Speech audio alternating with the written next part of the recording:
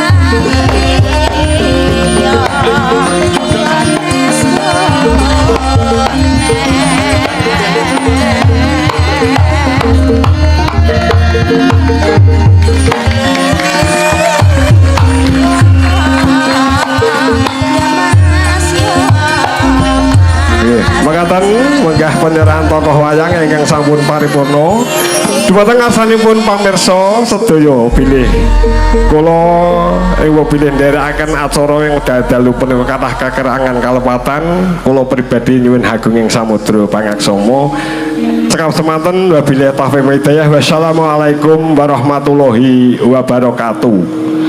Wedal kula aturaken Ki Dalang Yusuf Ansor sawetahipun sumangga.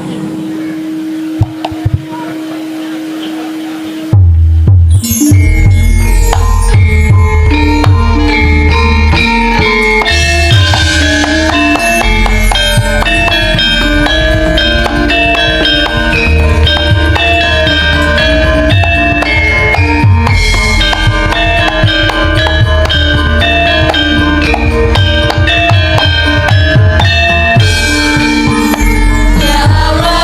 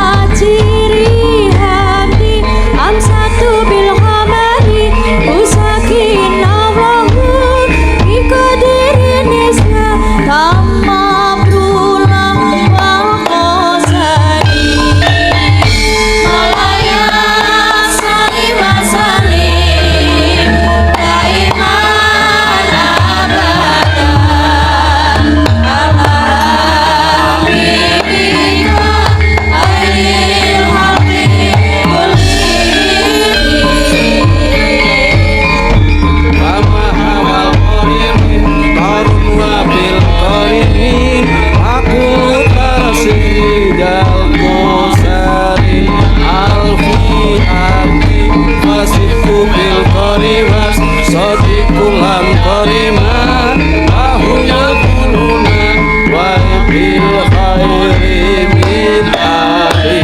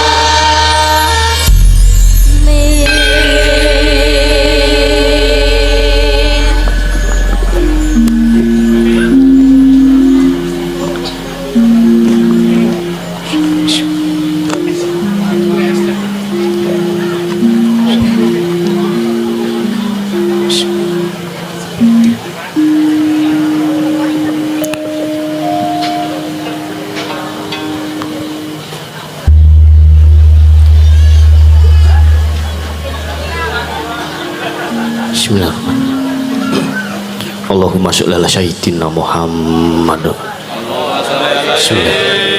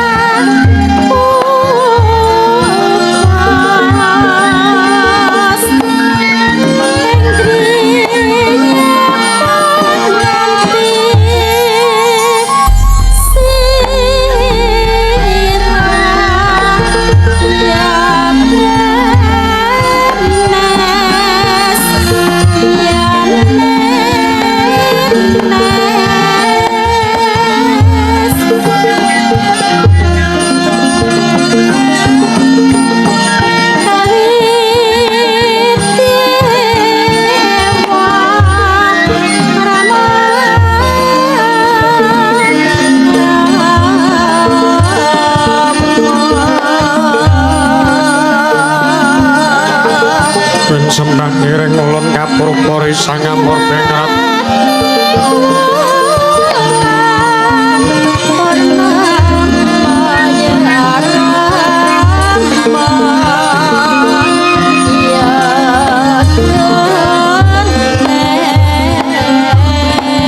merensahan merengganan siang tasek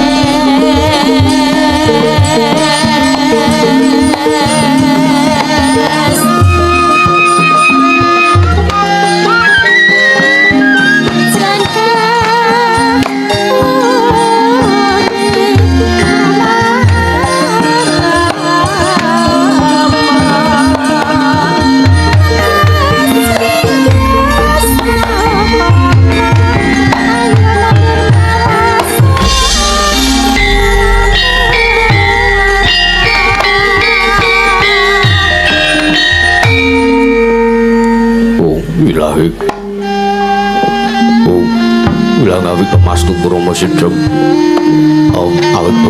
awak namas kusilat melimbang jagat karono sirang tunduk kawisisaning bisono sono senambung langning lopes tumaksih nastandun lambai kudu jilatur tutur katulut-tulut ngurating baratya winursita ngupama prameng niskara karatudya tumiyang jaman purwa mangga tekap wasananing kubeta tau renggeng pralambang matumpa-tumpa marmo manggung sampun wengkota sikebyar dumadine wayang purwa purwakaning kondo narik nututing basa dumemu ngumusi rasa yen narasaya karaos mulajari wang rasa wani uruing diri rasa rumangsa angrumangsani lir jalma mila kaca jarawe musik agung jek carita bejo wis gemelar jroning pagelaran yaiku jatine amriksane pagelaran ringgen purwa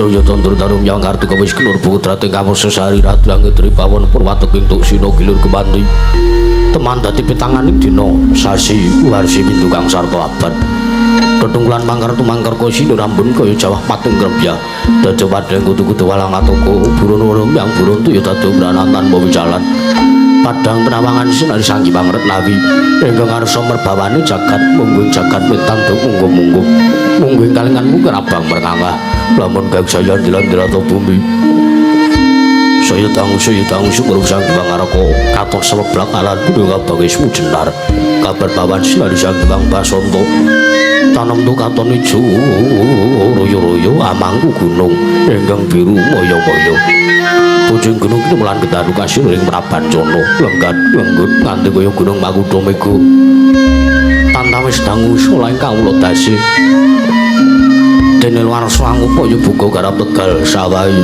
anglo silo tanah dotis nambi sendunan sindinan pekul karul gundi anggiring rojo kaya ane sawana nupi rembakan sumur wangi sang jebang arko sayo dangu sayo bil us kapun melok sinari jagat ngenge pelan papat lor kidul wetan kulon sinari jagat kang samya rebut yoto rebut ijo rebut kekuwung parandiri datan wonten ingkang ngamadani kekuwunging murjo negari ngastina Yovrojo negari Gajah Uyo yang liman Benawi Yovrojo negari Guru Janggolo Meniki kali 1,5 kali 1000 jangkep peneguk kronon kali ngasro dumadi saking pulau-pulau bebanjaran sinasapan kaya benawi lambi ombak samudra binang langut kang tanpa pakut pegating maninggal kapantok uruting Cakrawala wane-wane jogreng ngemisik sawane keneping jurang corong kenepung gua serung kinarjo suswing peksi lawet lan sarang gunung gunung-gunung bebanjengan nangrangsang langit lenggak-lenggok lambai pinujil toyane saking sendang-sendang wening tirtane iline pinoro-poro lainit nami paduk binentung-bentung kinarya ngelini sawah yang pategalaning loro kesemu mokal pangoleng tetani bebasan tatanono bumi sajeng ingkang selo sedaya tinanduran kang murakabi tanam tuwuh ing pasabinan pandhip dari yang gelar pasabinan Yaya Rukmi sare kang pinangga Pratiwi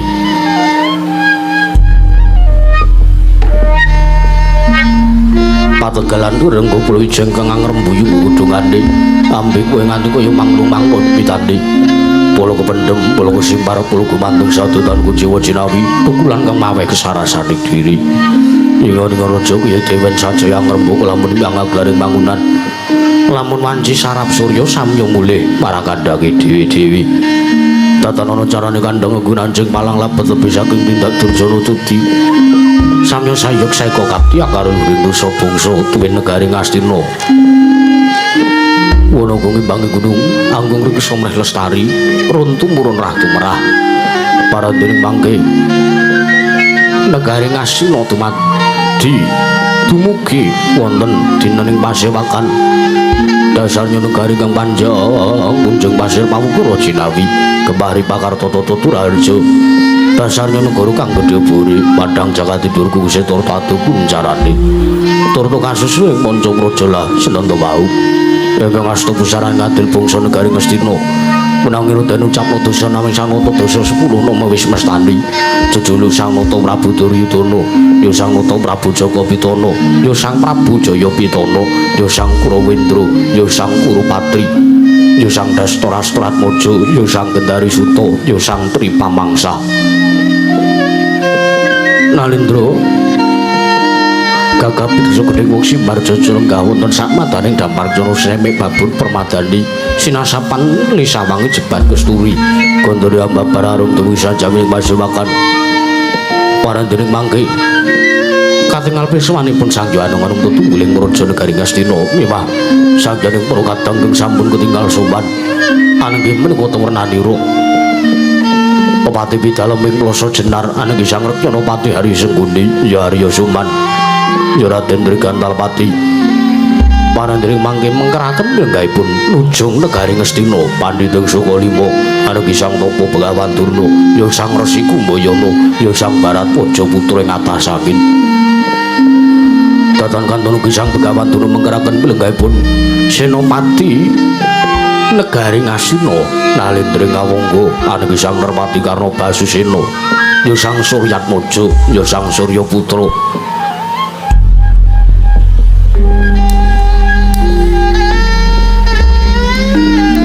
Parandri mangke datan kantun ugi pisawanipun Kadang Mata Satring Tirta Tinalang ananging Sang Raden Kartamarma Parandene mangke katingal jejel riyel rapat pepet pipit prasasata Pandenggul datan Pasela labet sakadeng para sepuh para nayaka ing jaya mludak gendera runtik mbul-mbul keterangan dandu daya monting mangsa labu payung mekar mentu jamur bareng mangsa rendeng tumbang ngarep jati ngarep mangsa katiga parandene ketingal didem jinem madaring pasewakan negari Ngastina nader kudungan tatan nggih obah sampira tatan mambah kampiarsa mung swaraning pratungga mewah pangling maranggana ugi sampun kapungel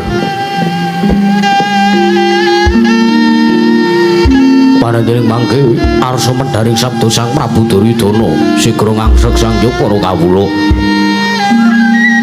temah kawedharing lisan Sang Prabu Duryudana musdar sabda ngersanipun para kawula miwah para nayaka punggawa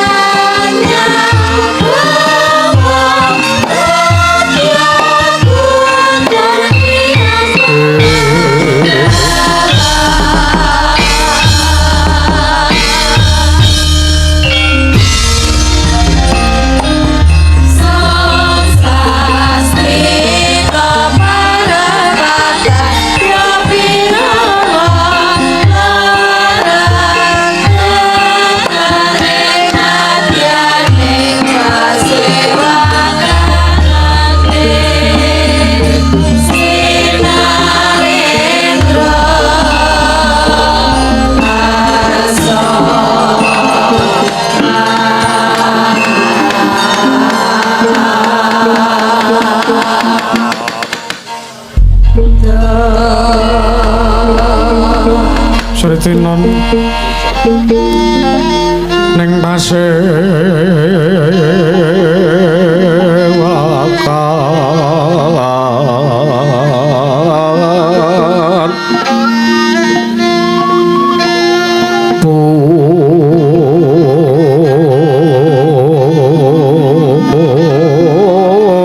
busana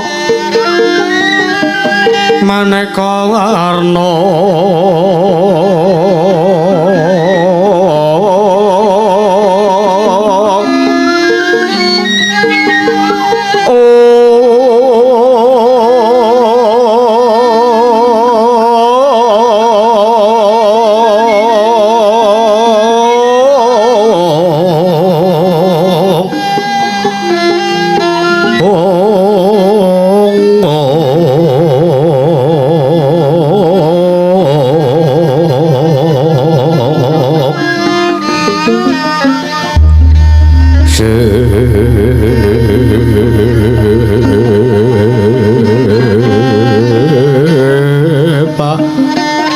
Puspiteng udyono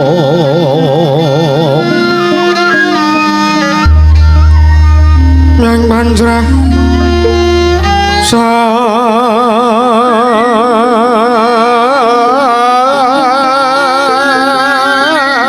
sarwaratma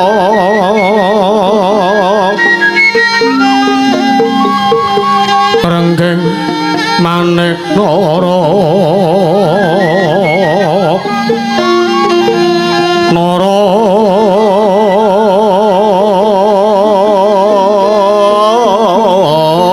wata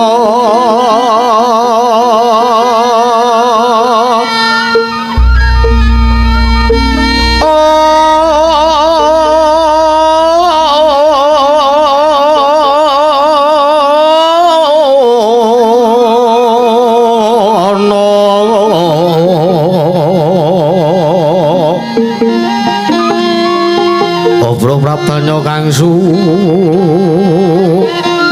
merah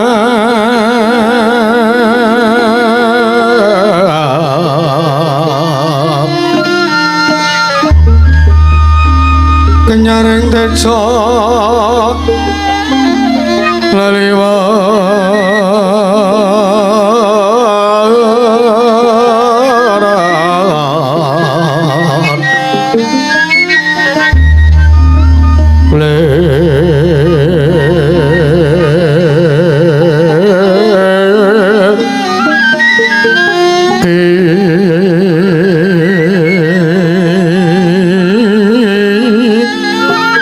laju sireng kadit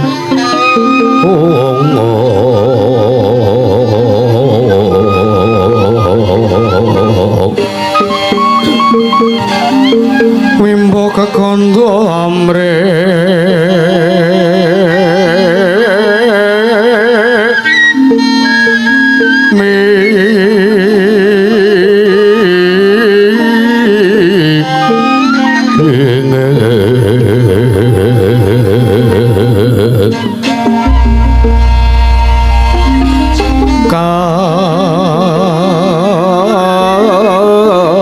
tiupeng pruto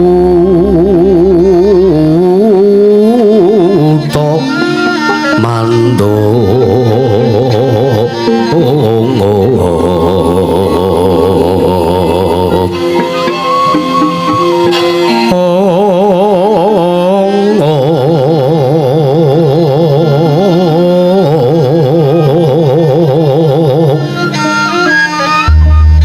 saparan mangambar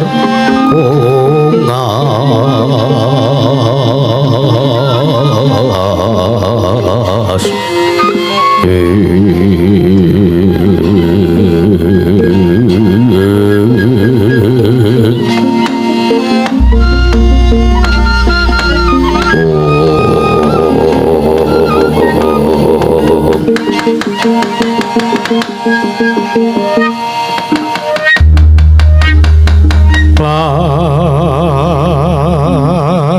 lamun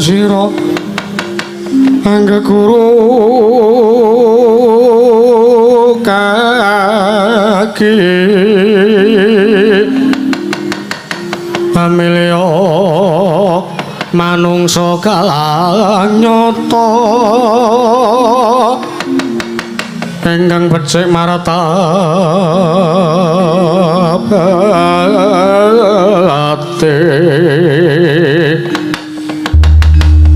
sarta kawruhing hukum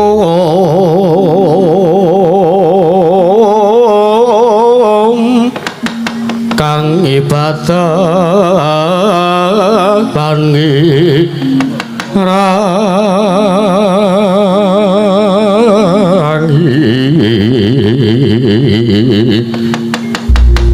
sakara leh wong topo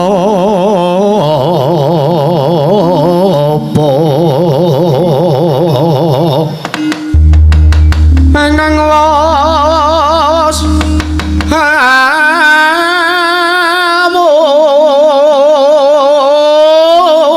mungkul tan mikir pawehing liyan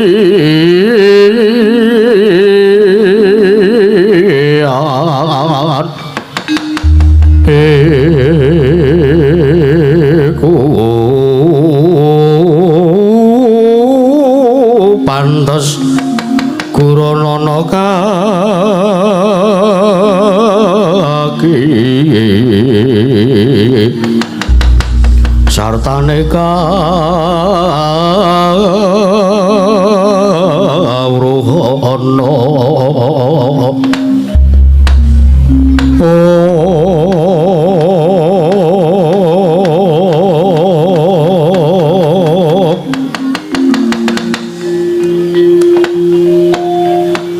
Niwangsuk mono madilinu mono sasminaning sujagat wasaning Bathara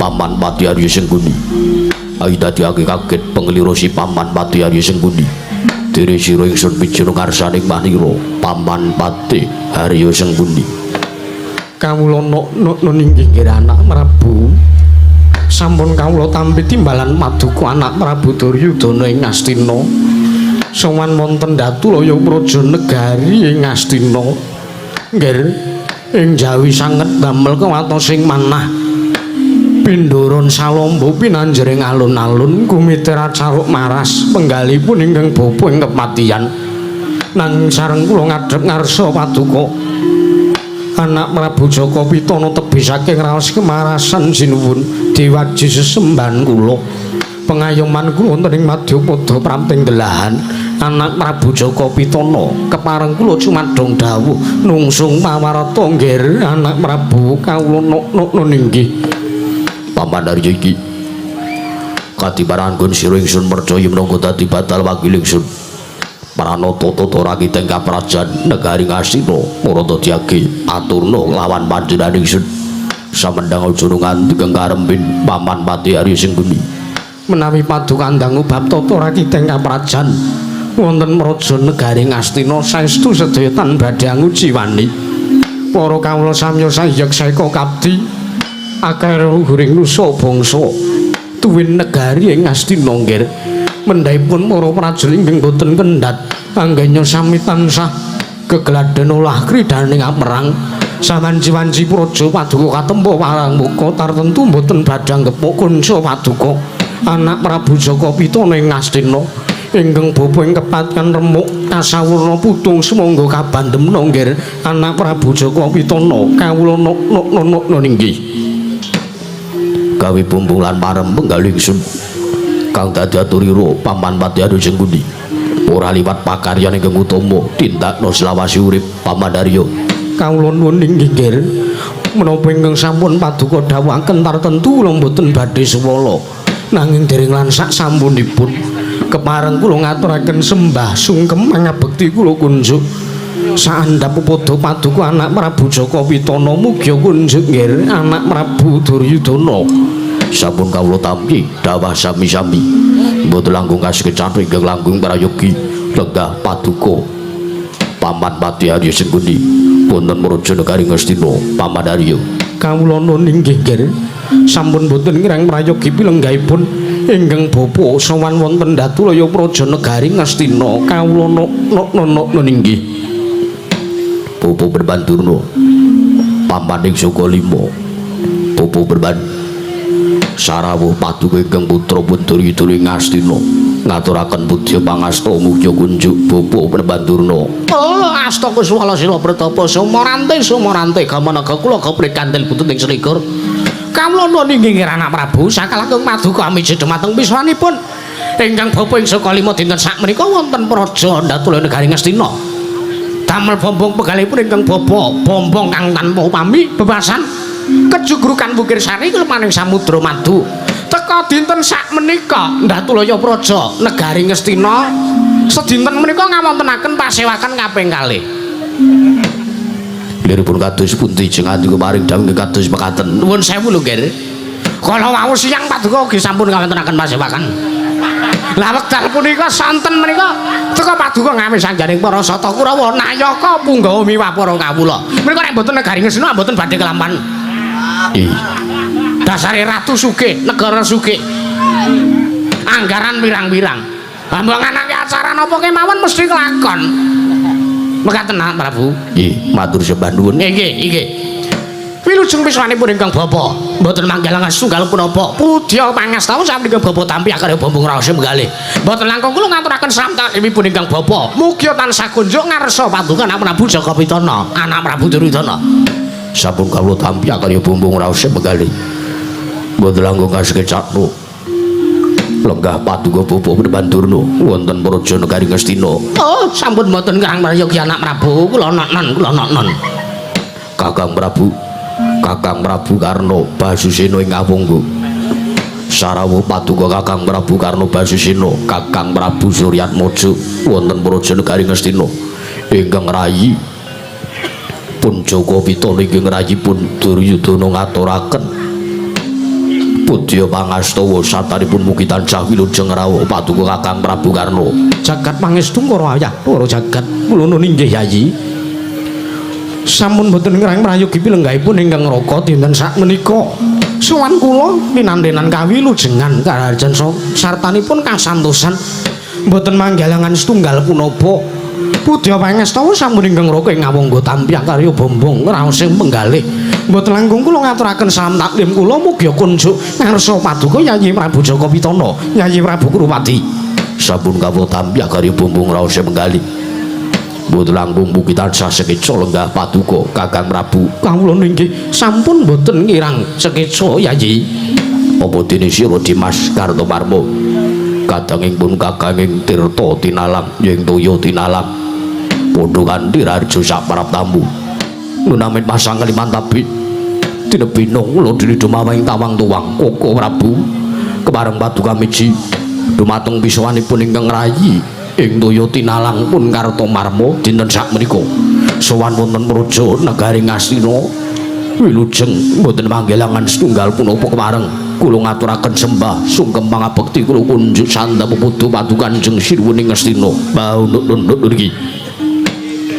Yo Dimas Kartomarma ngaturke bekti kelawan pun Kakang ora lewat pangestunipun Kakang bae tampanono sira Dimas Kartomarma ing toya tinalang baunuk-unuk parang pangestu paduka badhe kula cancang puceng meni dumawing mijang krama keting werdaya saestu dadosaken cahya nercahya daging rah kayiwanan Sirwun sartanipun tatanan barisane para wadyabala ingkang padha anggantung sibuk aja nganti kang padha sarumanu jenenging Senadyan Bromo sartane babarake wigandring pasewakan baunuk-unuk niki mriki sampun paduka dawuhaken tartemtu kula mboten badhe suwala kula namung saged mangestu padha dawuh paduka Kanjeng Koko Prabu Duryudana baunuk-unuk niki Pambandarya kula wonten dawuh nggih Bapa Berbandurna kula wonten dawuh anak Prabu Kakang Prabu Karna kawula nuwun inggih Yayi ingkang dados sabab sedinten menika kula ngawontenaken pasewakan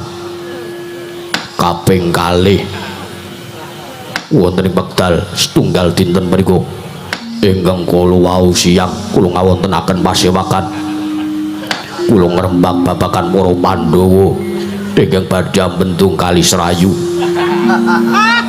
wekasan badhe dipun wigaraken dening para Sata Kurawa nanging kuciwaning manah kula kuciwa kaliyan sedaya tandang karyanipun para Sata Kurawa boten wonten ingkang saged merantasi pakaryan mriku malah saprika kula aturi nyawang kawontenan wonten Praja Negari Ngamarta pasabinanipun para kawula sawah pategalan tandurane ngrembaka ijo ruyu-ruyu awit ingkang kula gayuh menika tetanduranipun para Pandhawa menika ludes keles tanpa sisa para Pandhawa boten saged ngraosaken hasil saking bumi negari Ngamarta awit kali serayu ingkang dipun bendhuk badhe dipun dadal dening para Sata Kurawa nanging awit kula wau kula sampun dawuh kaliyan Pamandarya miwah pupur Bandura supados jugaraken wigaraken para Pandhawa kenya badhe miwiti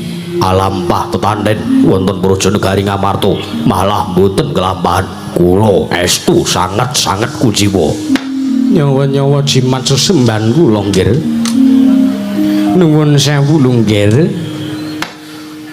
kula kaliyan para Sata Kurawa kula wau siyang menika sampun napa nggih cara-carane nggih sampun mengusahaken ingkang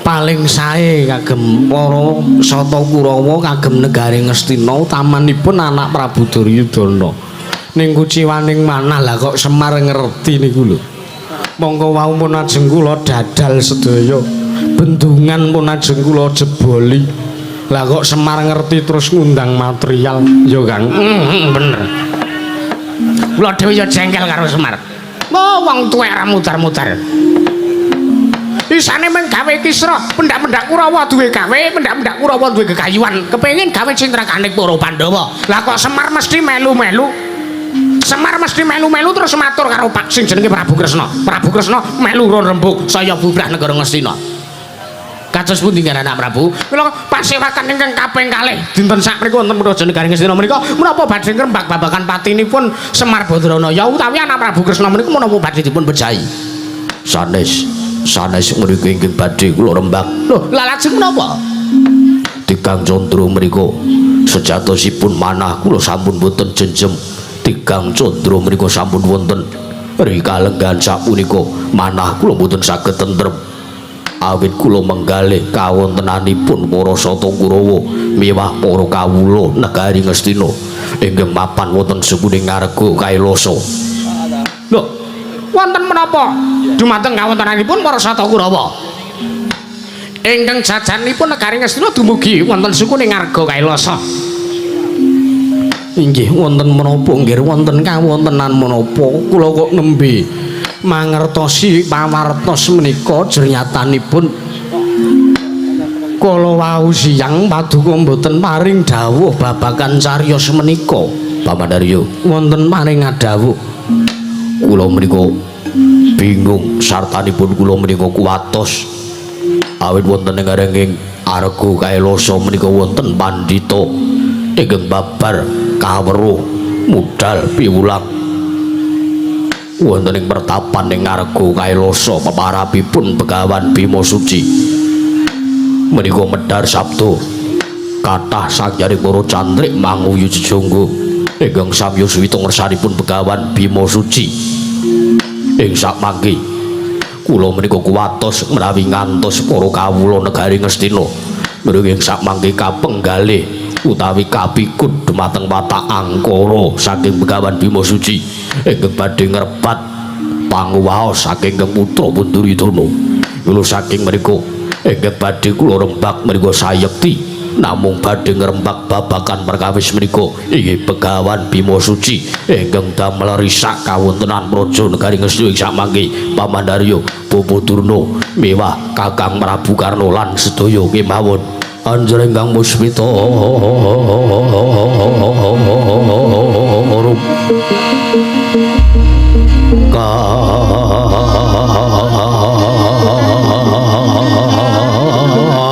kasilireng samirana amrih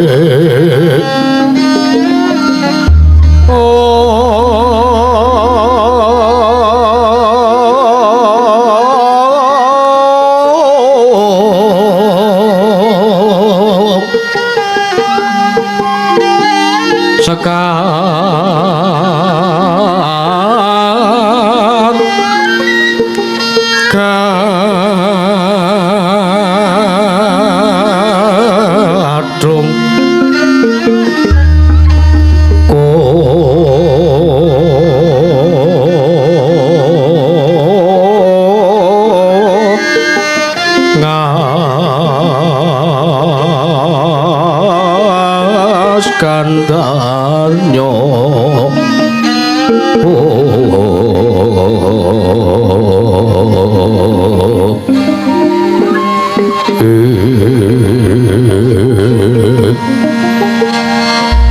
Mameraras retnaning driya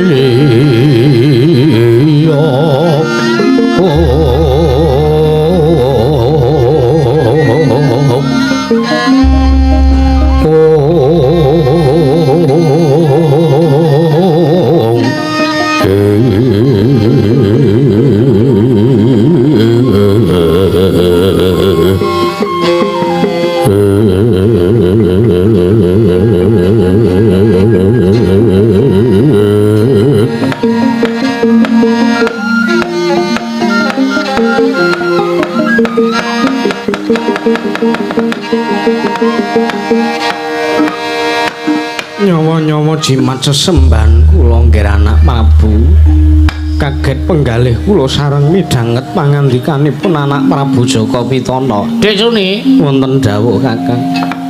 Seneke teka Dek Suni. Nggih. Ning gumun niku kok sing ngeterke kudu sing mau ya. Sing ngeterke pripun? Sing ladi ngono lho maksude. Sing laden kok beda wonge. Lah pripun? Bedane napa? Lah nek mengawan niku piyayine kerudungan niku. Lah kok sakniki kok lanang.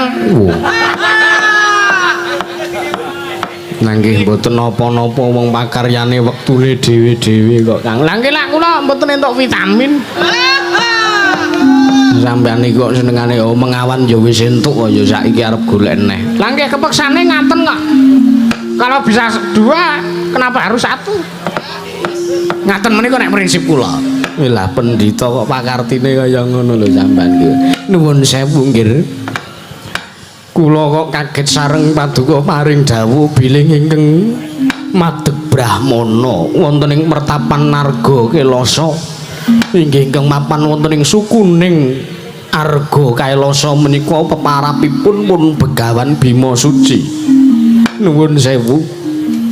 Kula mboten asing kalian asma Bima menika amit sewu lho nggih menawi kula mestani niki namung pamanggih kula menika namung panemunipun ingkang bapa ing kepatihan nggih kados pundi ingkang dados pandhita ingkang madeg Brahmana Wulandara wonten ing pertapan Ngarga Kelasa menika menawi miturut kula menika mboten sanes pun Werkudara liripun kados pundi jeng adiku paring dawuh kados mekaten Cobita ingkang nggadahi asma Bima menika namung Werkudara. Lah pandhita menika ngginakaken peparap inggih menika pun Begawan Bima Suci. Menika saged kemawon ingkang dados pandhita wonten ing pertapan Ngarga Kailasa menika ingkang raying Jodipati inggih nunggul pawenang pun Raden Werkudara. Sampeyan aja kemeruh Dipati. Lho kok sampean ngarani nek kula kemeruh lire piye Kang? Mengke riyen ta? Mengke riyen. Sing nganggo jeneng Bima menika ora Gur Werkudara. Sing duwe jeneng Bima menika ora Gur Werkudara. Nggih lah sinten kemawon kathah Bima Paksa, Bima Kurda. Terus Bima sing enten terminal nika. Kakak ngoten nika. Menika kathah sanget dados sing gadahi jeneng Bima menika mboten kan namung Werkudara ning kathah sanget ning nyatanipun para satru ingkang gadahi asma Bima wekdal sapunika jaman niki mung kantun Werkudara. Lho kirangan mbok menawi anake Werkudara sing jenenge Bima niku dados pendhita sak menika. Wong wingi bar mayang kok Bima nika nggih wingi bar mayang dalange loro nggih Bima niku kalih setunggal rencange wingi nggih bar mucuki nalikane teng gondang kala wingi napa nggih Kang nggih leres dados nuwun sewu Dipati sampeyan kok sampun ngantos kok nggadahi pamanggih kados mekaten jan nyatanipun ingkang kagungan asma Bima menika mboten namung Werkudara ning kathah sanget kathah sing gadahi jeneng Bima menika kathah sanget ora Gur Werkudara. Wong-wong sadurunge Werkudara ya do duwe jeneng Bima kathah. Contonipun nggih menika kula Bima Kurda. Ngoten menika kathah kathah sanget kula lali kok ngrenten catetane enten catetan nek jenengan kepengin kula medharake niku mang nanggap oh lak yo entuk-entukane promosi lho urip nika sing digoleki nes dhuwit lan apa nggih leres langgih leres Dipati leres lho saking menika nuwun sewu Anak Prabu Paduka sampun wasku watos ingkang samangke badhe murungaken migaraken Begawan Bima Suci anggenipun lampah madeg Brahmana wonten ing pertapan Ngarga Kelasa menika kula ingkang sagah mbubaraken pertapan Ngarga Kelasa menika awit kula nuwun sewu lho menika menawi ngantos tandang gawenipun metode pembelajaranipun Begawan Bima Suci menika sae wekasan kathah para cantri pangwijangga kathah para siswa ingkang suwita ngersanipun Begawan Bima Suci tartentu siswa kula ing saka 5 menika tartentu ugi badhe kelong awit suwita ngersanipun Begawan Bima Suci mila kula menika ugi kaget sareng wonten pandhita ingkang madeg Brahmana wonten ing pertapan Ngarga Kelasa kula mboten trima nggih kula mboten trima menika mateni pasaran ngoten nggih menika saingan kula menika dadipun tigas menika dadipun wurungaken anggenipun madeg Brahmana wonten ing pertapan Ngarga Kelasa kedah mbibaraken sunalanipun utawi pawiyatanipun ning nuwun sewu Anak Prabu menika kula namung ngiguhaken menika kula namung gadhahi guh pamrayogi nggih pamadharya kados pundi menawi ngantos ing sakmangke menika ingkang madeg pandhita wonten ing pertapan Ngarga Kelasa menika estupun Werkudara mugi ing sakmangke wonten mriki wonten piyai sing wirang liripun kados pundi ana murid kok disaingi karo gurune ana murid kok karo gurune ora iso wawuh ana murid kok karo gurune malah dipateni ana murid kok karo gurune malah duweni tumindak sing ora prayoga salin sloga lan sak piturutipun menika ing sakmangke wonten ingkang kewirangan lah sampun kula niki mun kewirangan kok kewirangan piye to Kakang kula nggih percaya niku Werkudara kula percaya niku mesti Werkudara jenenge Bima Suci Bima menika pun mestani suci menika bersih dari hadas dan najis apa mesti nggih suci menika lahir batine nuwun sewu Werkudara menika ingkang nggadahi watak ateteken ati suci pepayung budi rahayu senajan to Werkudara menika satria ingkang delogak-delogok unak-unuk ngalor kidul ora isa basa ora isa tata krama wah ning menika pambeganipun suci lahir batosipun nadyan to ketok ing jabane serem tatone kebak sak awak nek omongan nanti lek ngoten niku sing ngomong sapa wong suarane Werkudara kuwi gedene ra jamak-jamak ane kadang kala nggih ngoten kok kadang kala gedhe kadang kala cilik kok wah senengane kok kaya ngono ora menika kula mesthekaken mriku ugi Werkudara ning nuwun sewu kok sampeyan kok nyebut kula kewirangan mriku liripun kados pundi mergi ngaten Duk rikala Werkudara badhe dipun loropaken dening Anak Prabu Duryudana menika ingkang dawuh kalian Werkudara nggih pun Bratasena supados madosi ngudi budidaya wonten pundi dunungipun ngilmu kasampurnan menika paduka Kakang Penemban Durna lah mongko adat saben Werkudara niku nek diloropke contonipun lho menika Kakang nalikanipun Werkudara dipun dawuhi supados pados inggih menika banyu suci Perwitasari ing ancas Werkudara menika badhe dipun loropaken wonten ing samudra dipun pangan iwak-iwak gedhe wonten ing samudra nggih ning nyatanipun Werkudara malah kasil pikantuk wujuding toya suci Perwitasari lho ha ya nggih mula saking menika sampun sing ngandika menika mboten sah kathah gunem ingkang tanpa guna menika jengandika mangke badhe kewirangan Kakang Durna menika Anak Prabu monggo kula aturi menggalih menawi ngantos estu ingkang dados pandhita resi ngulandara wonten ing pertapan Ngarga Kailasa wonten ereng-erenge Ngarga Kailasa menika estu ingkang rayipun Werkudara monggo kula aturi menggalih menapa jengandika badhe tegel nyawang ningali nyumurupi kawontenanipun para kawula ingkang badhe sengsara kasengsaran awit pakartinipun Werkudara anak Prabu. Jaja muntab lir kinentap duka yayasinepe netra kocak ngondara kandir hidup nyomang olon cakrawatani rombaranang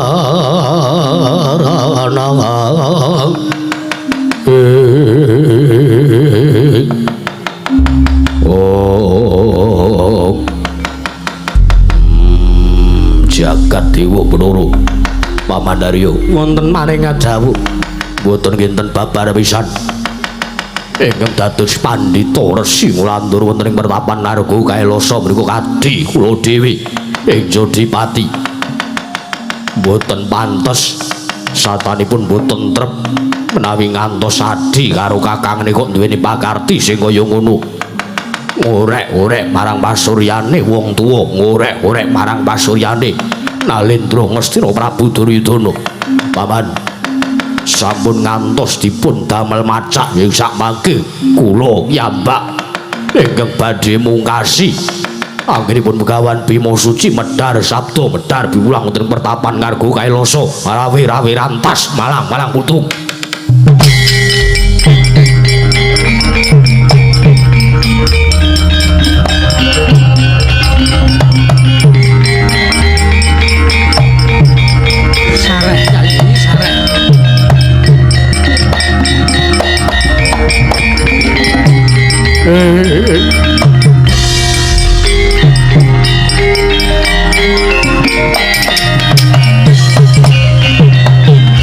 Nyai Prabu Jaka Pitana kula aturi sareh paduka kedah ngenggahi bawa leksana minangka Nalendra wonten Prajanegari Ngastina nanging Kakang Prabu kula menika kuciwa sakit manah kula ngatasipun kula menika kadang merdhanipun Werkudara teka Werkudara menika nggadahi pambekan ingkang kados mekaten mangke rumiyin to mangke rumiyin babagan Begawan Bima Suci ingkang madeg Brahmana wonten ing pertapan Ngarga Kailasa menika namung peparapipun Bima Suci namung asmanipun Bima Suci ning menapa jeng ngandika Yayi Prabu Jaka Pitana menika sampun sumerep piyambak menapa jeng ngandika anak Yayi Prabu Jaka Pitana menika sampun nyataken piyambak bilih ingkang dados pandhita wonten ing pertapan Ngarga Kailasa menika ingkang rayipun Werkudara menapa jeng ngandika sampun priksa piyambak kula saking mriku badhe kula dadaki kadigdayanipun Begawan Bima Suci tandhing kalian Prabu Duryudana mangke riyin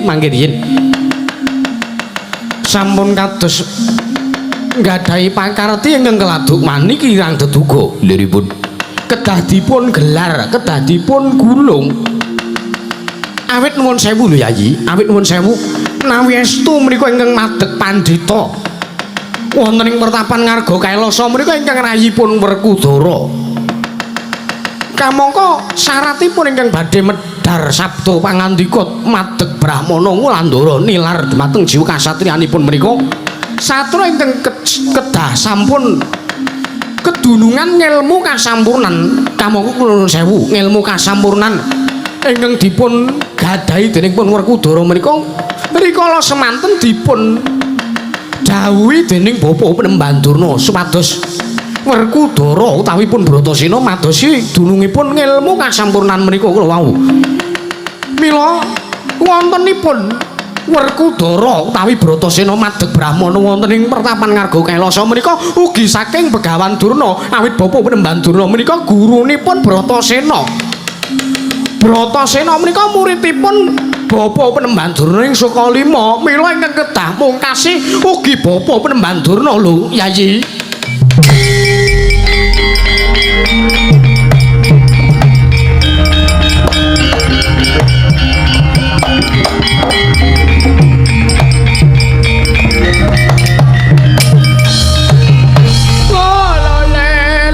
Kuswala sila bertapa sumarante Allah nuwun sewu lho anak Prabu Karna mengke riyen sampun ngantos paduka mrika nglepataken nuding ingkang boten prayogi dhumateng ingkang Bapak Sukalima kula menika mboten mangertosi babagan sinten Begawan Bima Suci kula menika mboten tepak Kakang, kula mriku mboten mangertosi. Pawakane kaya ngapa Bima Suci kuwi sapa kula mriku babar pisan mboten mangertosi lho nggih. Nuwun sewu Bapak Bandurna. Jengandika paring dawuh kados mekaten menika mboten mangertos menapa pirsa sejatosipun nanging etok-etok ora weruh, etok-etok ora krungu. Wis syukur. Sampeyan ngapa Dewate? Oh, sampeyan seneng nek aku dipaido karo anak Prabu Jaka Wicana dipaido karo anak Prabu Karna. Sampeyan seneng ora trima. Ayo saiki padha lanange Durna karo Sengkuni senggel karo aku. Sampeyan iki didangu anak Prabu Karna kok malah sampun ngantos minsra-minsri wola wali pangandika paduka Bapak Durna.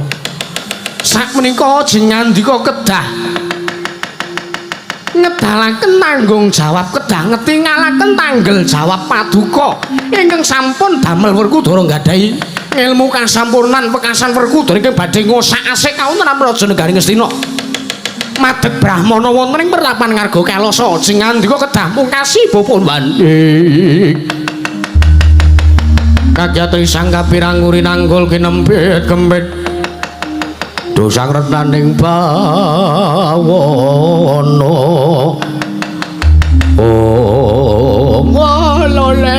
lole ora sah lole iki ora mung cukup rampung dilole-lole nyuwun pangapunten anak Prabu apa sapa sing muni kaya pitik sapa ke mau ora ana sing ngaku wah titenono kowe ora tak bayar wong amplop wis didumke mau sore kok ngono. Tak saluk. Lho. Apai? Isale amplop kosong. Lho. Lah kok amplop kosong. Lho biasane sing dikarepke dalange mengaman ngene iku. Terus gunane nggih napa? Nggo pamer bojone, nggo laporan mbok wedok. Ben iso bersyukur duweni dheweke. Oh, ngaten nggih. Mengaman nggih mun matur dhewe ta. Nggih. Bojoku ki rada galak, ngoten niku jarene. Lah nek bojone sampean ora usah takon. Nuwun sewu anak Prabu Jaka Wicana kan anak Prabu Karna. Nggih, mboten napa-napa, mboten dados menapa kula nglenggana kalepatan kula. Maring samangke kula nyuwun pamit kula aturi nyawang tandang gawenipun ingkang Bapa ing Soka Lima. Kula ingkang badhe mbibaraken pawiyatan wonten ing pertapan Ngarga Kelasa lho nggih.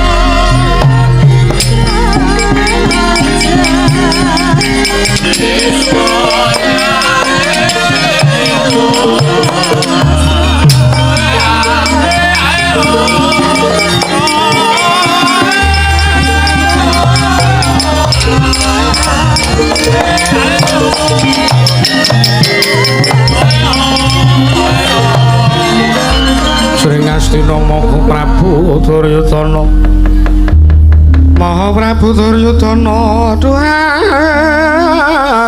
ningsun Werkudara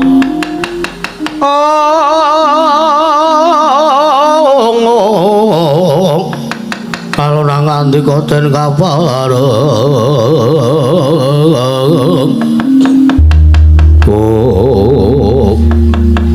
Pamandarya kula wonten dawuh nggih kados pundi kawontenan mriku teka menawi ngantos ing sak mangke Bapak Pendurna cabaraning damel anggenipun badhe mibaraken pawiyatan wonten ing Ngarga Kelasa sampun paduka sampun wasku mantos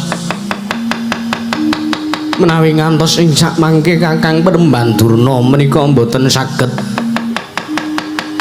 mbibaraken pawiyatan ngarga kelasa menika ngaten sejatosipun nggih menika namung kagem nodi sepinten to raosipun raos andarbeninipun Kakang Penemban Durna ngersanipun para Sata Kurawa. Awit kula nuwun sewu menawi kula mestani menika Kakang Durna menika lair ngrungkepi Kurawa ning batin tresna sartane ngayomi kalian para Pandhawa. Kersanipun Pamandarya kados pundi? Sampun to. Kula ugi sampun pikantuk sawunging sakmangke badhe sampun sagah mbibaraken mawiyatan ngarga kailasa. Menawi kula aturi katimbalana sawanipun tiyang ingkang badhe dipun dawuhi supados mbibaraken pawiyatan wonten ing ngarga kailasa. Inggih nggih kula nyuwun pamit nanging kula suwun matur sampun kaget menawi ningali sinten to ingkang badhe kula dawuhi supados mbibaraken pertapan ngarga kailasa anggenipun Begawan Bima Suci medhar piwulang sumangga boten dados menapa. Inggih nyuwun pamit nggih ngatos-atos sampun kados lari-lari Pamandarya.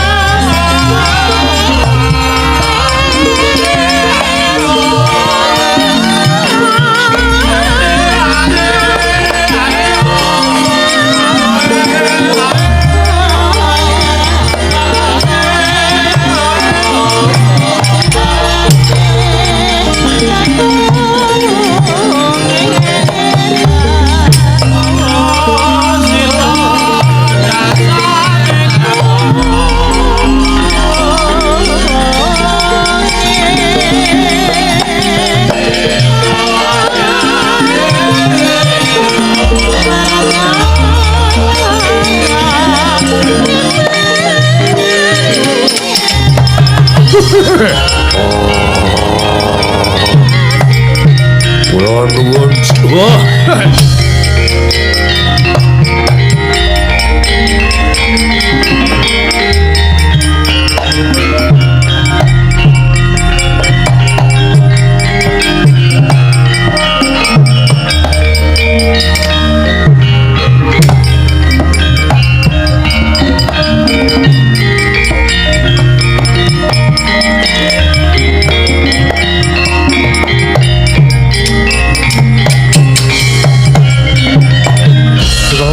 Tata Kadewisaya Indriyaksa Sara Maruta Pawana Bana Margana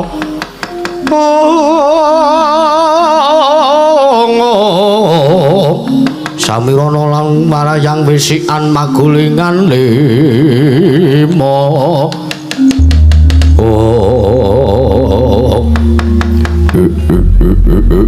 latala Wong Dityan Kala Rudra Maspati Raja Dewaku latala Sinuwun Prabu Duryudana nimbali dhumateng bisawanipun ingkang abdi kepareng kula cumadung dawuh sinuwun Pamandarya wonten dawuh tuwa mriku wonten Nalendra Yaksa. Lah kula sampun matur to nggih. Sampun ngantos kaget menawi nyumurupi tiyang ingkang badhe sagah mbibaraken pawiyatanipun Begawan Bima Suci. Monggo kadangku anak Prabu. Nggih. Kisana sira kuwi Nalendra Yaksa saka negara ngendi lan sapa jejuluk sira? Wah, la taala. Menawi paduandangu dumateng kawula mobil ingkang sudi mestani dhateng kawula ampun tanpa warni. Kula menika wingking saking negaring Guwa Barong, kula pun Prabu Karunggala sinuwun. Prabu Karunggala, kula pun Prabu Karunggala. Kula wau kula sampun nampi dawuhipun Rekyana Pati Sengkuni ngendikanipun kula badhe dipun dawuhi supados mibaraken pawiyatan wonten ing ngereng-ngerenging sukuring ngarga kailasa menapa estu menapa mboten. Prabu Karunggala wonten maring adawuh yektine pancen kuwi sing tak jangkah merga aku ora seneng anane Begawan Bima Suci ana ing pertapan ngarga kailasa gawe rusake para kawula negara Ngastina lan ngembet marang kananing praja negara Ngastina utamane Nalendra Ngastina Prabu Duryudana kepareng paduka kados pundi sinuwun kula kang saka kowe aja wigih ringa-ringa bubarna pawiyatane Begawan Bima Suci aja nganti kang jijir malah yen perlu gawe sungsang bawana balik kanan pertapan ngarga kailasa.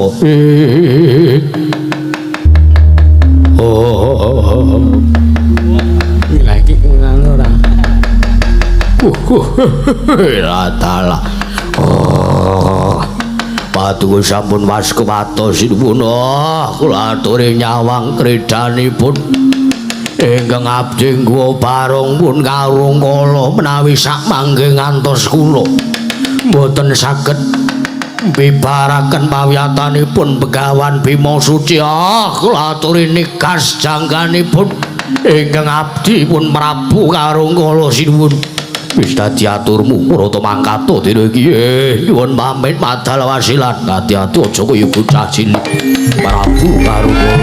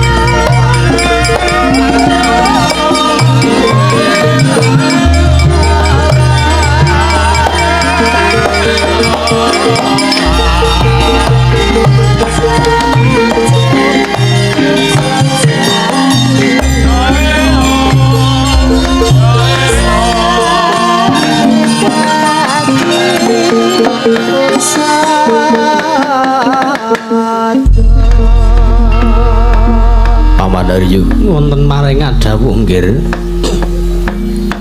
babakan Prabu karo ingkang Karungkala ingkang sagah mbebaraken pertapanipun Begawan Bima Suci. Sakmenika kula pasrahaken dhumateng Paduka Pamandaryu. Inggih. Sampun wasku matos kula ingkang badhe ngawat-awati Prabu Karungkala saking katebian tartentu. Ing sakmangke Prabu Karungkala ugi sampun ngepiyakaken barisaning para wadyabala saking negaranipun nggih.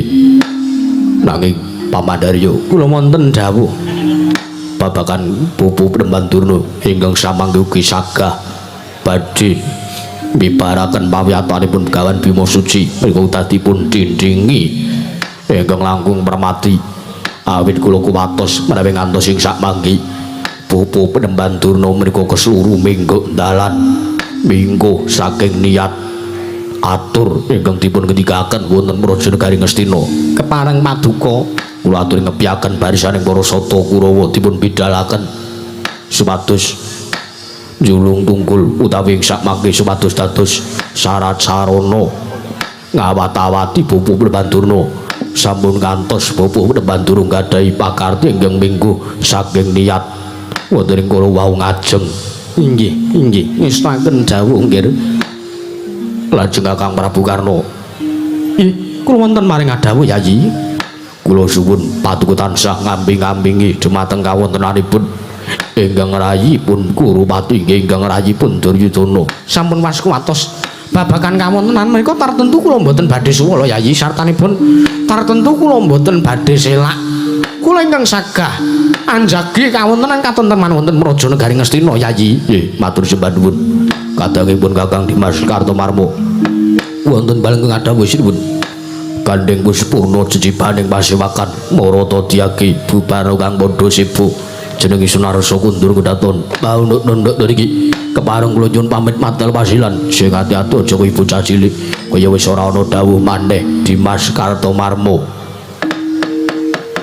purna katine mananggilan Arsang Nata kundur kedaton saking dampar kesana kinapit gambaran gading kadharaken sang jaring perumban jadi manggu ketanggung Joko paloro-loro ingkang samya ngambil upacara keprabon kawisinan saking Mandurawa tindaknya sang Sri Narata lamun katura saking Mandura ketinggal ubayane.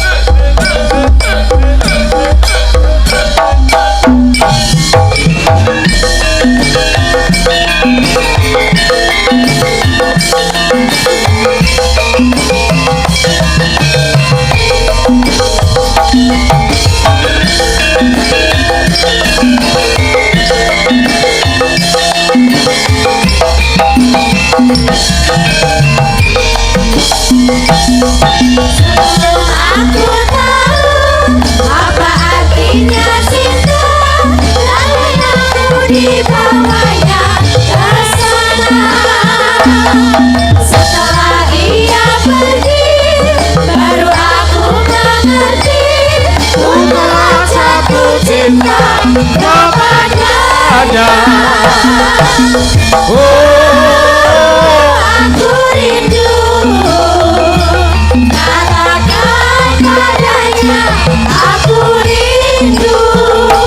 Oh burung, nyanyikanlah, katakan padanya, aku rindu.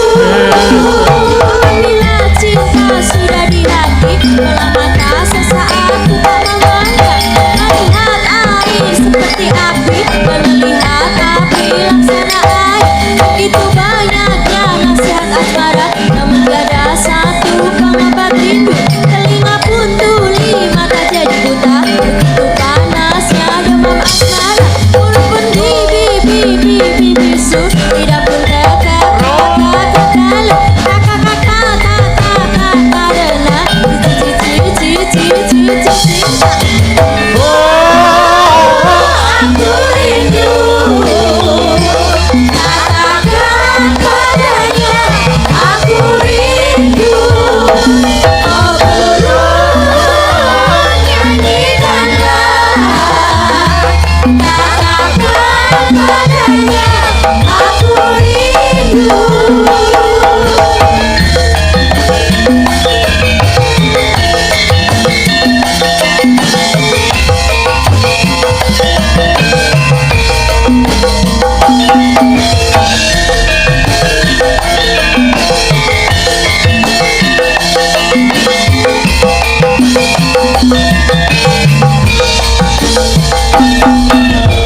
Biarlah cinta bersuka-cita menggoda jiwa. Biarlah hati berkepit-kepit asal kau di sisiku. Aku rindu, katakan padanya, aku rindu. Oh burung, nyanyikanlah, katakan padanya, aku rindu. Sebelum aku tahu apa artinya cinta, lalu aku dibawanya ke sana. Setelah ia pergi, baru aku mengerti untuk jatuh cinta kepadanya.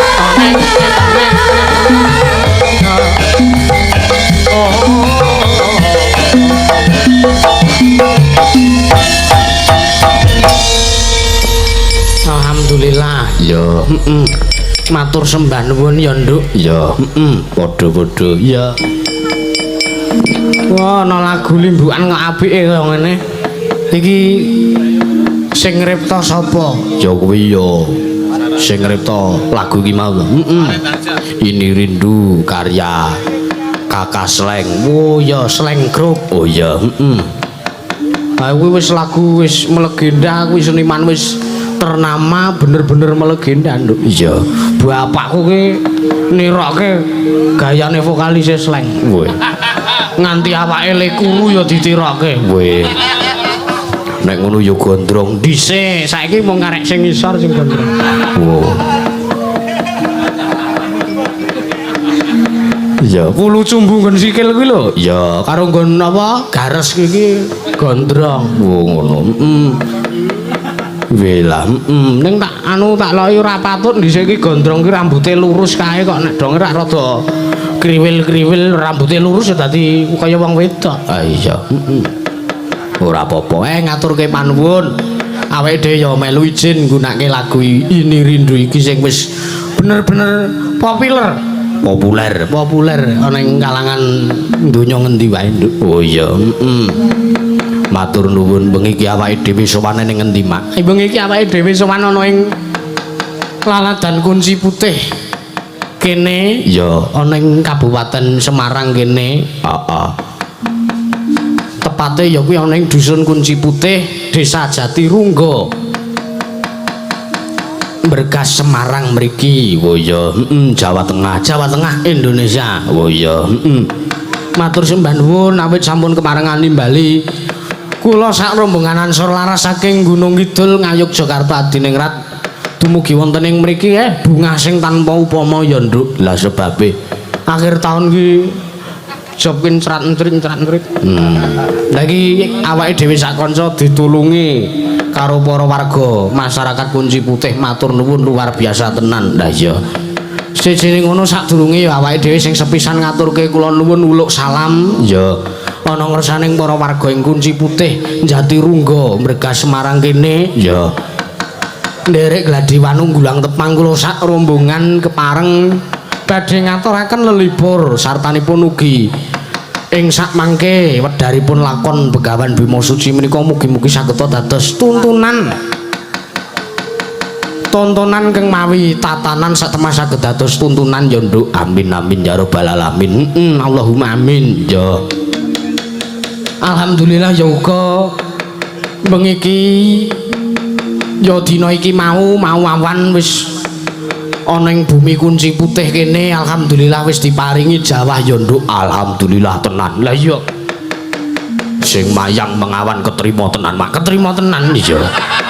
Lah karang bar nyurung mobil 3 kilo adohe kok ya. Ah iya. Ya, Pokoke kanca-kanca wiyaga iki kabeh dalang Nduk. oh iya. Ya ning ya kuwi Apa? dalang ora tau entuk corekan. Ora ngece lho kowe, ora kena ngono kuwi omongan kidung. Ora aku ya ming guyon. Ya, Le kanca-kanca padha ora entuk corekan kuwi merga saka nderekke awake dhewe, ora kok ateges jur ora payu kuwi ora merga saka le sibuk nderekke awake dhewe wekasan nganti ora iso nampa le do arep ngejob karo kanca-kanca kuwi. oh ngono. Dadi ora semata-mata njur kanca-kanca ki ora ndek penggawean ki ora. Oh ngono. Ning pancen kanca-kanca ki lahir batin nyuyung awake dhewe, ngeboti awake dhewe, ninggalke sing luwih abot. Ya, Ngeboti awake dhewe lahir batin nyuyung awake dhewe. Kuwi contone Mbak Niken kuwi. oh ngono. Mbak Niken ki yo dalang mbok. Udu. Nek kuwi dalang kasur. Mbak Niken ki ya penyanyi campur sari. Oh ngono. Job ki wis pirang puluh job, pirang atus job sing dibalekke mergo nderekke nyengkuyung awake dhewe. Weh yo matur nuwun. Ya alhamdulillah di cedhake karo kanca-kanca sing bener-bener lahir batin ya Nduk. Ya pancen ngono, Mak. Sartane iki mau kancane awake dhewe Piye? akibar kena masalah. Lho. Mangkat wayang keri bareng aku, dadi wong telu, aku Galuh karo kancaku siji kuwi. Lah sebabe Lah metu saka njero transit kuwi wis ora nggawa apa-apa, guru nggawa HP, tas ora nggawa, udut ora nggawa. Wis kaya wong linglung kae. iya. Lah iki ora enek sing methuk iki, engko dipethuk wong saka Polres aku ya muni ngono.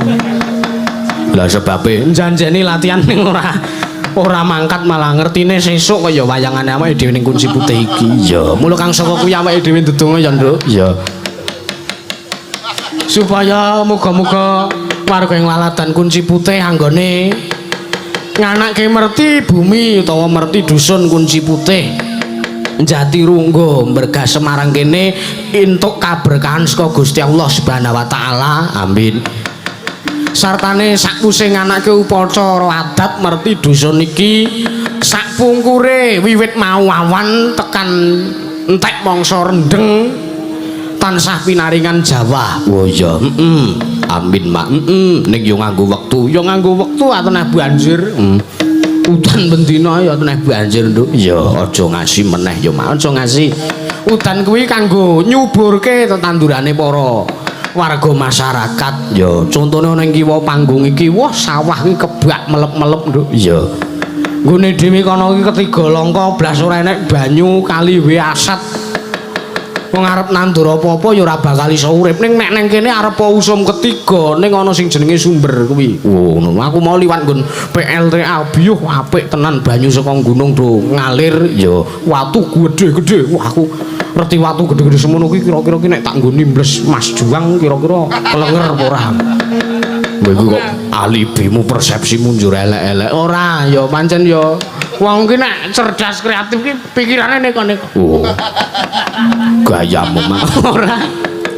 Ya, Satane uga muga-muga para warga sing padha laku dharma nindakake upacara adat iki pikantuk barokahing Gusti uga syafaate Kanjeng Nabi Muhammad sallallahu alaihi wasallam. Ya, Mak. Amin, ya. Mula kang saka ku ya nggone para warga bisa subur makmur tetandurane, bisa tentrem ayem rukun para wargane iki ya merga saka gedhe nggone padha nglakoni selawat kanggo Kanjeng Nabi. Oh ya, Ya Mak, ya pancen ngono ya Mak. Ya apa-apa ki nek ndek Ya.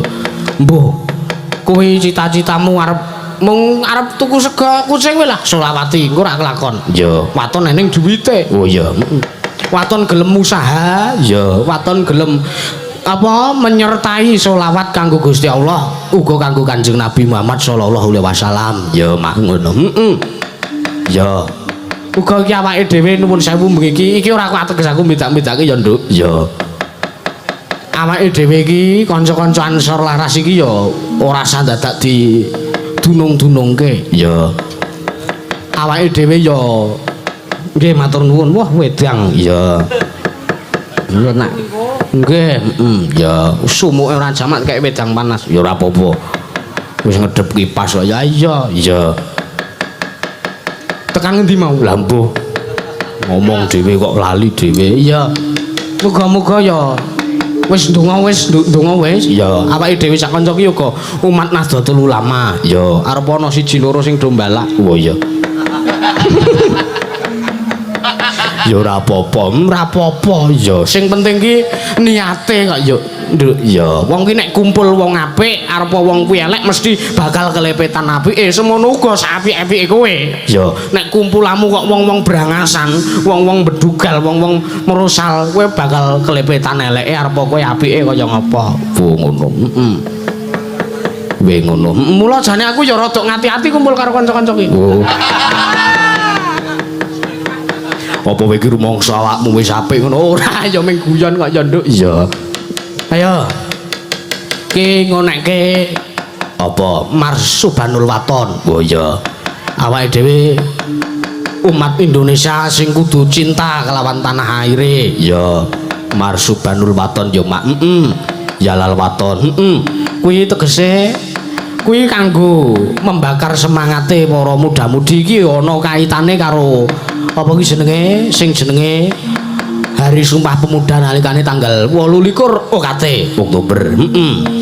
Ki yo kanggo membakar semangate para muda-mudi kanggo cinta tanah air. Ya. Dadi ngertine iki lagu sholawat ngono padahal udu iki lagu kebangsaan uga iki yo lagu Kudu lagu kebangsaan. iki lagu nggo membakar semangate para kaum muda gur tekne dibasake Arab. Oh ya ngono.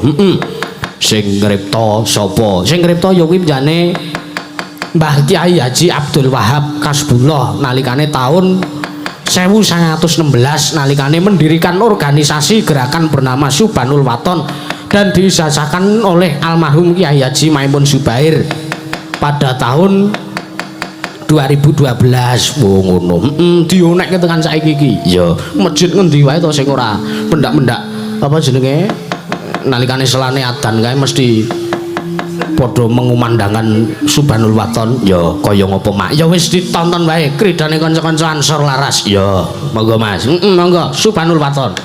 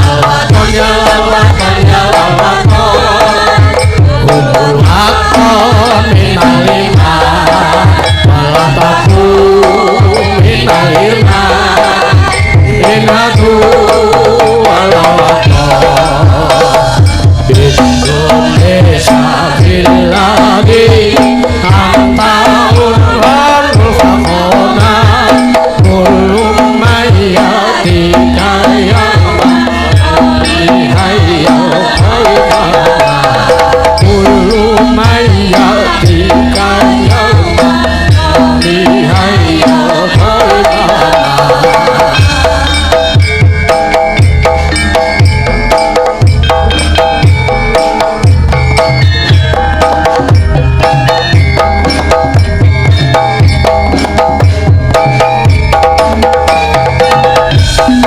Pusaka hati wahai tanah airku, cintamu dalam imanku, jangan kalah nasibku, bangkitlah hai bangsaku. Pusaka hati wahai tanah airku, cintamu dalam imanku, jangan kalah nasibku. Bangkitlah bangsaku Indonesia negeriku, engkau panji mataku, siapa datang mengancammu, kan binasa di kulitmu. Datang mengancammu, kan binasa di kulitmu. Allahumma sholli ala sayyidina Muhammad. Allahumma sholli ala. Ya. Iki wektune saya longgar banget kok, Nduk. Ya. Limbukan ki engko tekan setengah siji. Woe. Ampuk kowe, ampuk. Ya jam 12 no ya ora kesuwen. Ya, ya. Sing baku engko bubare jam 4 ya, Nduk. Ya, Pancen ngono. Ya iki di selingi sholawatan sikik kanggo ngantu-antu syafaate Kanjeng Nabi. Ya, ya sing padha nggo HP do uripno flashe. Ya. Dipateni lampune. Ya. Lah ya, Mak. Ngenteni sik.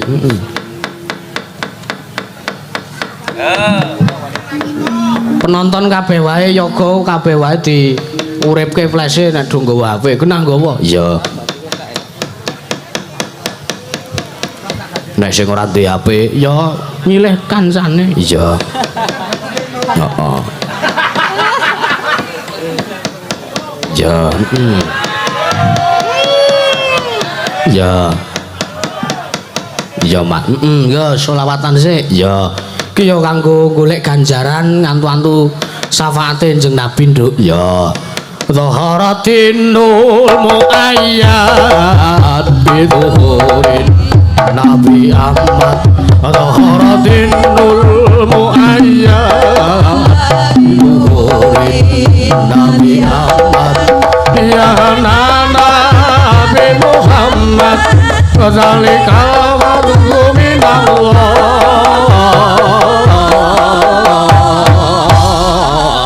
Allah ya Nana ya Nana ya Nana ya Nana ya Nana ya Nana ya Nana ya Nana khusus sabil masani wa walau falani walahu fil qalbisani walaiyan Allah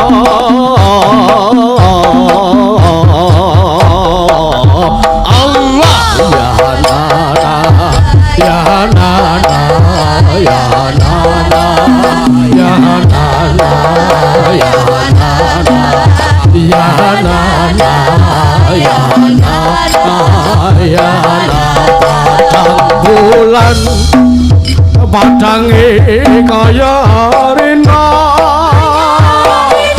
rembulane sing nyawe-awe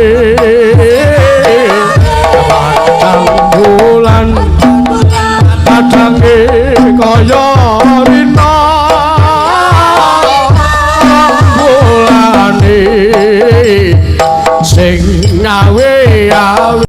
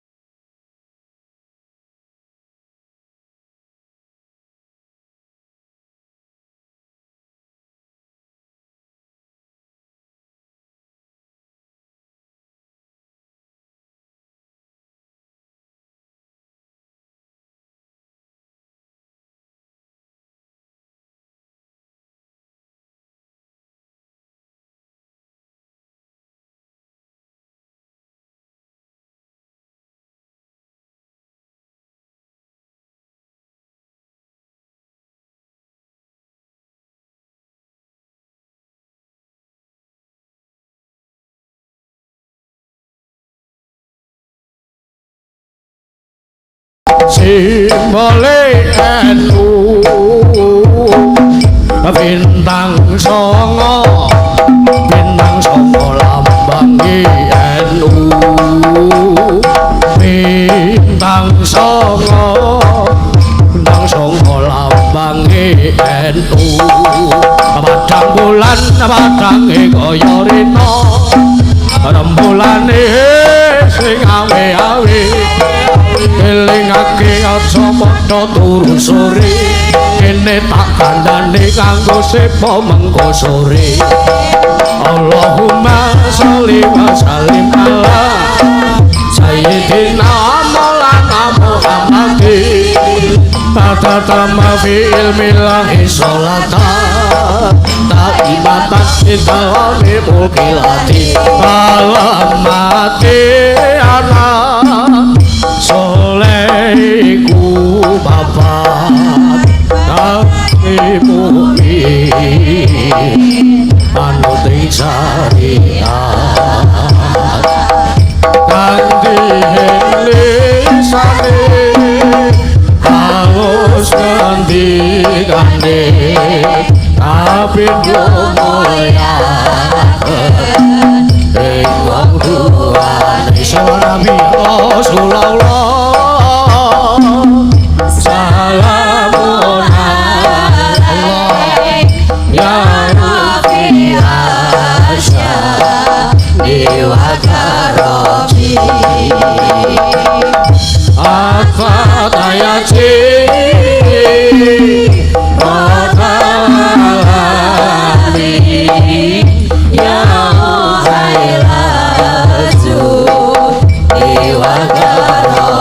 kaping telu asih mrungku cilik uga marang sedulur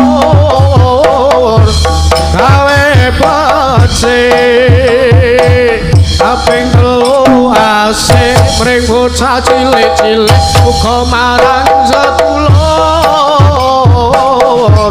gawe becik kaping papat tenggel mune kong Jawa orang aulane kaping papat anu tenggel mune dadi tanggung jawab orang aulane iku saking ulama awe pitu rahmate bocah dadi jujur iku saking ulama awe pitu rahmate bocah dadi jujur muga-muga kita bisa ngelampahi donya akhirat